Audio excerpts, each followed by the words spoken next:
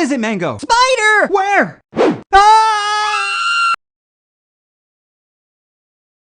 Una fobia específica se puede definir como el miedo desproporcionado, persistente e irracional de acuerdo con el estímulo ambiental o ya sea situacional que se presente. Oye, yo solo estaba... Puedes desencadenar conductas sumamente evitativas frente a este estímulo fóbico, incluso cuadros ansiosos muy severos, incluso antes de que se presente el estímulo.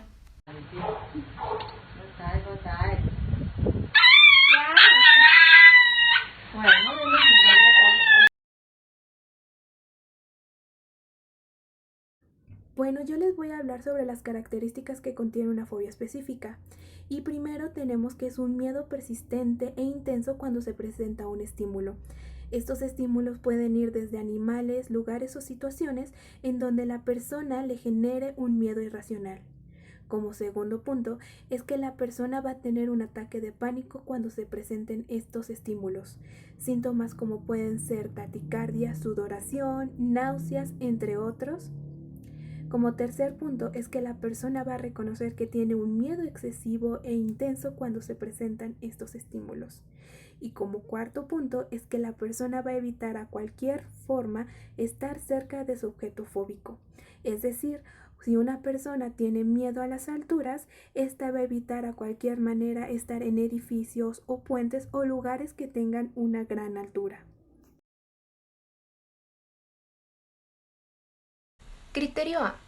La fobia específica es el miedo o ansiedad intensa ante un objeto o una situación en específico. El niño se expresa con llantos o rabietas. Criterio B. El objeto o situación provoca miedo o ansiedad. Criterio C. Hay una resistencia o una evitación al enfrentarse con cierto tipo de estímulos. Criterio D. El sentimiento que provoca es desproporcionado al peligro real. Criterio E. Este sentimiento debe durar entre 6 meses o más de 6 meses. Criterio F. Causa un malestar o un deterioro en las áreas sociales, laborales y personales de la persona. En el criterio G, encontramos que este trastorno no se puede explicar por síntomas de otro. Por ejemplo, que no puede tener lo mismo de un TOC, de un trastorno por estrés postraumático o de un trastorno de pánico. Y siempre se debe de codificar basándose en el estímulo fóbico. Por ejemplo, ¿qué le da miedo a la persona? Los animales, los entornos naturales, la sangre o situaciones cotidianas como el uso del elevador o cierto tipo de personas, ya sea que estén disfrazadas o que estén haciendo alguna otra actividad.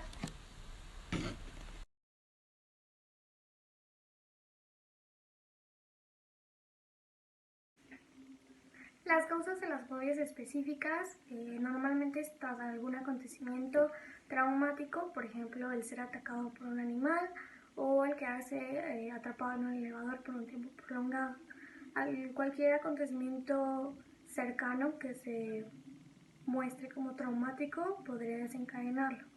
Por otro lado, también existen factores de riesgo, por ejemplo el temperamental, que proviene no sé, de un neuroticismo o de otros trastornos de ansiedad.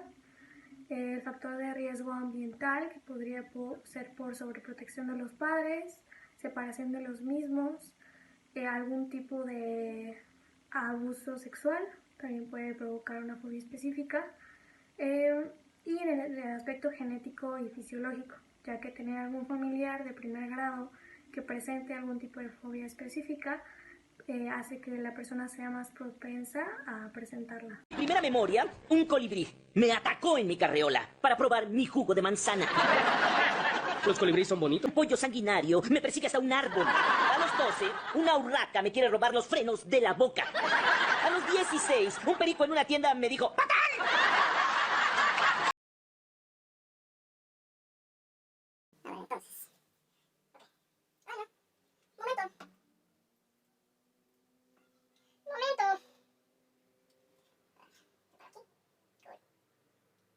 Una eternidad más tarde. Revisemos ahora la sintomatología de una fobia específica. Las respuestas en un episodio derivado de un trastorno por fobia específica pueden ser varias. Por ejemplo, hay personas a quienes únicamente se les aumenta el ritmo cardíaco, les aumenta la presión arterial y derivado de esto automáticamente evitan el estímulo fóbico, ya sea un objeto concreto o situacional. Tenemos de este lado que son respuestas ansiosas, las respuestas que ya conocemos, tales como son los síntomas físicos, que es la respiración anormal, la sudoración, los temblores y los escalofríos, algunos dolores físicos, sequedad de boca, entre otros síntomas. Tenemos un síntoma psicológico, que es la cognición distorsionada con respecto al estímulo fóbico, y finalmente tenemos un estímulo conductual, que sería la evitación del estímulo fóbico. Y tenemos de este lado del pizarrón los síntomas más comunes, los cuales son la cognición distorsionada, la sudoración, la respiración anormal, el ritmo cardíaco elevado y también temblores o escalofríos. Y también cabe destacar que existen personas que, derivado de este trastorno por fobia específica, llegan a desmayarse. Esto debido al aumento de ritmo cardíaco y de presión arterial y de repente un descenso igual de repentino de estos mismos niveles. El tratamiento para las fobias específicas es bastante amplio. Abarca desde el uso de psicoterapia, con terapia cognitiva, modelamiento, estrategias de exposición a imágenes o incluso realidad virtual si hablamos de tiempos modernos, así como el uso de fármacos. De todas estas opciones, la terapia de exposición es la forma de psicoterapia más utilizada y eficaz para el tratamiento de las fobias específicas, la cual se enfoca en cambiar la forma de reacción al objeto o situación que causan el miedo. El objetivo de la terapia de exposición no se centra en entender lo que causa la fobia, sino que se centra en cómo tratar la conducta de evasión ante los estímulos que causan el miedo, y así mejorar la calidad de vida. A medida que se aprende a comprender y controlar las reacciones, pensamientos y sentimientos fóbicos, se descubre que la ansiedad y el miedo disminuyen. Cabe aclarar que generalmente los tratamientos se centran en una sola fobia específica a la vez. Esta terapia tiene varias formas, puede ser directa, imaginaria o virtual. ¿Pero cómo es que funciona? Bueno, por ejemplo, si tu fobia es por las arañas, la terapia puede ir de pensar en una araña, mirar fotografías de arañas, acercarte a una araña y hasta tener contacto directo con una de manera gradual. Dentro de la psicoterapia también se suelen utilizar la terapia cognitiva conductual. Implica la exposición también en conjunto con otras técnicas de aprendizaje para afrontar el estímulo de la fobia de una manera diferente. Se ayuda al paciente a ver de otra forma sus miedos y los síntomas tanto físicos como psicológicos que vienen con ellos. Hablando del uso de fármacos, en el tratamiento de las fobias específicas se suelen utilizar de manera inicial en la psicoterapia o de manera a corto plazo. Se suelen utilizar betabloqueadores, que en otras palabras son medicamentos que bloquean los efectos físicos de la adrenalina a causa de la ansiedad. También se utilizan sedantes, los cuales ayudan a relajar al paciente y reducen los niveles también de ansiedad.